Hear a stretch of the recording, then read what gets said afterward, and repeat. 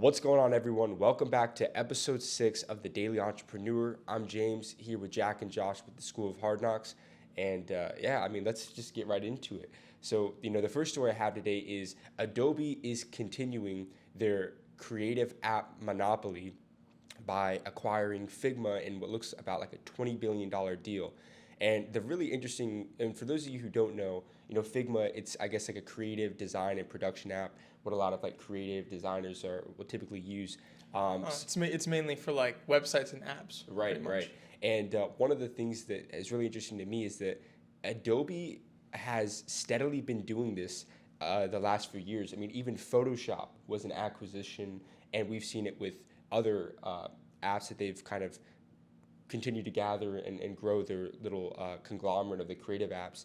And what's fascinating about me too is that the CEO and I guess like the chief product officer, he came out and said that he's going to give them complete autonomy, meaning he wants to just allow Figma to continue to operate as Figma, just now under Adobe. And so Adobe, I guess their version of Figma was like Adobe XD, but it looks like they're going to be kind of replacing that with Figma, and that's what they'll kind of satisfy those customers with, and they'll give them the opportunity to use Figma. So just very interesting. If you guys got any thoughts on that?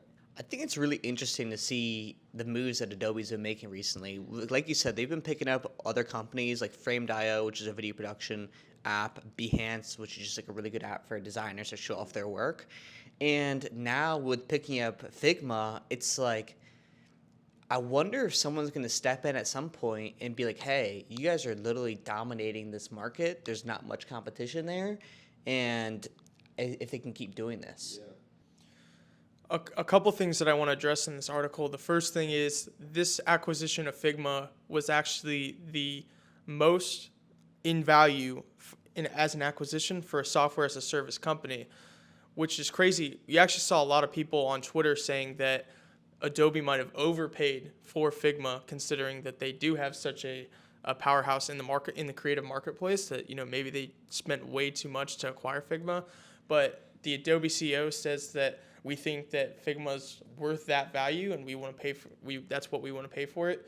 But you're 100% right. I mean, thinking about design for websites and just apps in general, Adobe has Adobe Dreamweaver. They have the XD platform that we've talked about, and it'll be really interesting. I think the only reason why you can't really come after them for a monopoly is because you have sites like Canva, and you have sites like Animoto and all these other different online platforms that you can make videos. It's a lot of different third-party companies outside of the Adobe suite, but obviously that the number one industry leader for all these creative products of what pretty much we use on a daily basis as well as Adobe. Let's talk about blockchain today. Pretty much the biggest story in cryptocurrency right now is the Ethereum merge that just took place.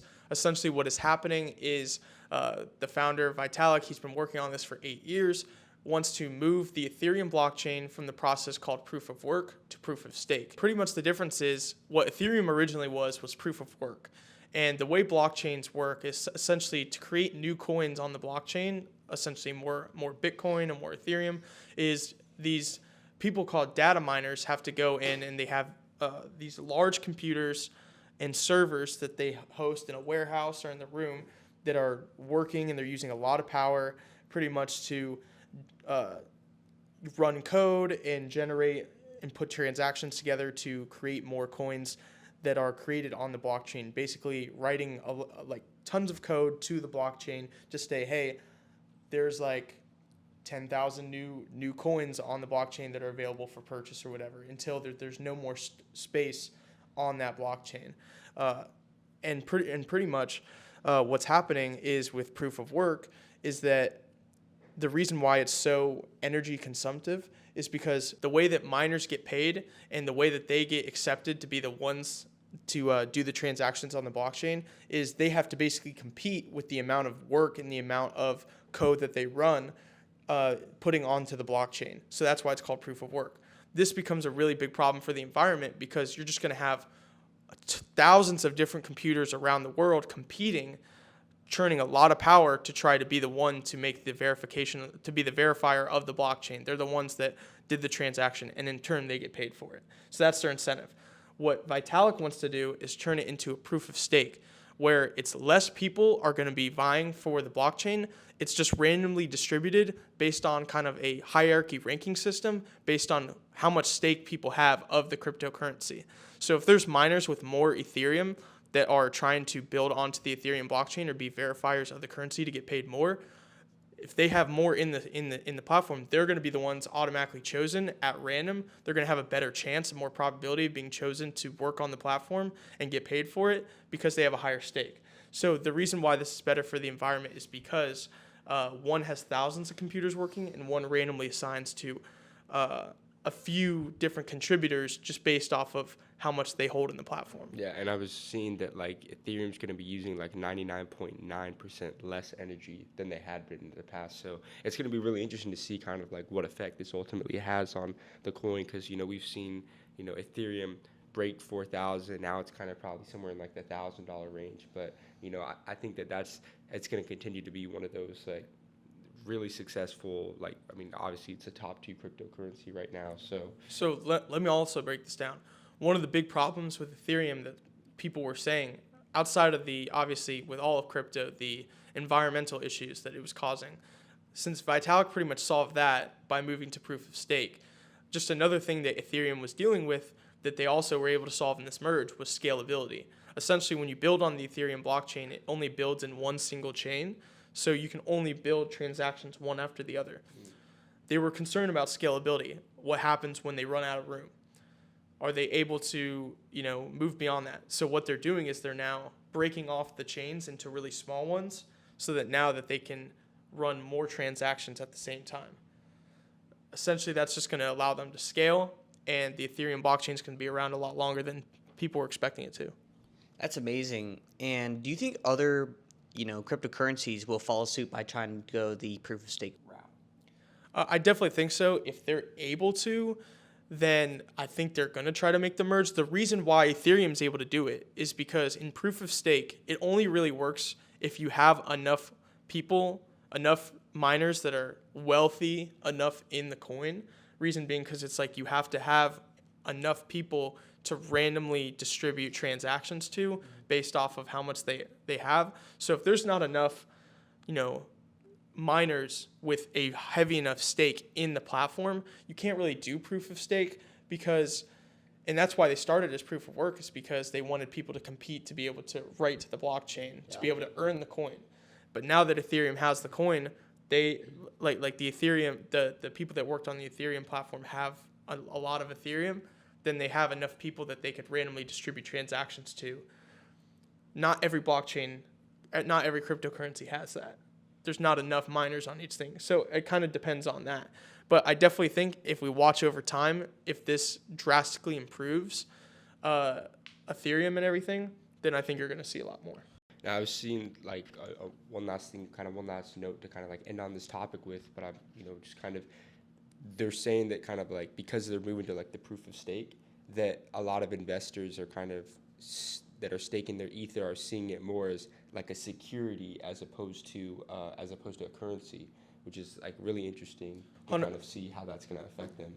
100%. Because I did see, but like the stock or Ethereum, it did plunge after the whole merge with like the SEC. So. Well, yeah, I'm sure people are a little unsure, and the crypto market's so volatile. But I mean, basically, the reason why they feel it's a security is because if you have a bigger stake in the platform, you're going to be awarded more transactions to verify, and therefore you're going to make more Ethereum. So it's not only just an investment, but it's your security as a miner, as someone that works on the Ethereum blockchain. Yeah, so for our next topic, we have Brazil has banned and fined the sale of iPhones without chargers, pretty much saying that it's an incomplete product for Apple to sell their iPhones without a charger. And Apple has pretty much responded by saying, we are not including chargers because it will lower our carbon footprint. And what are your thoughts on this? So I saw a quote in the article that was from Lisa Jackson, kind of the VP of Environment at Apple. And she said that, there's already 2 billion Apple chargers out there, like for an iPhone. My only problem with this, guys, is it would be different if the iPhone chargers were indestructible and never broke. But those things, I mean, I go through probably, 2 or 3 a year, Yeah. maybe less, Chargers? maybe less. Yeah, No, you get through all more the than time. that. Exactly. Yeah. It'd be Think about different it, if these things were indestructible. and you but lose them. You lose them. Everyone's lost. an people iPhone lose charger. them. They're they're not like born from Iron Man or something like that. No, they're crap. So, I mean, you're stopping making the chargers or providing the consumers when they buy a new iPhone with one of them. But it's like people are gonna need that extra charger if they already have one, or if they might need a new charger. They're like, damn, like I need a new phone anyways. Let me just go, let me just upgrade everything. I mean, just think about if you were an Android user and then you convert to iPhone, and now you're like, okay, I bought the product. You go home, didn't realize, hey, it doesn't come with a charger. Got to go back to the store, spend another $20, and to get the charger. I'm just like, that should be something that should be included. And honestly, I hope more countries kind of move in on this, like the U.S. and Europe, by saying like, hey, you can't just sell an iPhone or any phone in general without a charger. Well, it's like selling any sort of tech product that comes with a power cord and just saying, yeah, we're just not gonna sell that to you. You're gonna have to figure it out. You might be able to use the product for like an hour, but then eventually, you're on your own. You're gonna have to figure it out. Thank you so much for watching episode 6 of The Daily Entrepreneur. I'm Josh here with Jack and James. Thank you guys so much for watching. We do these Monday through Friday. If you guys haven't already, please leave a like and subscribe. I'll catch you guys in the next one.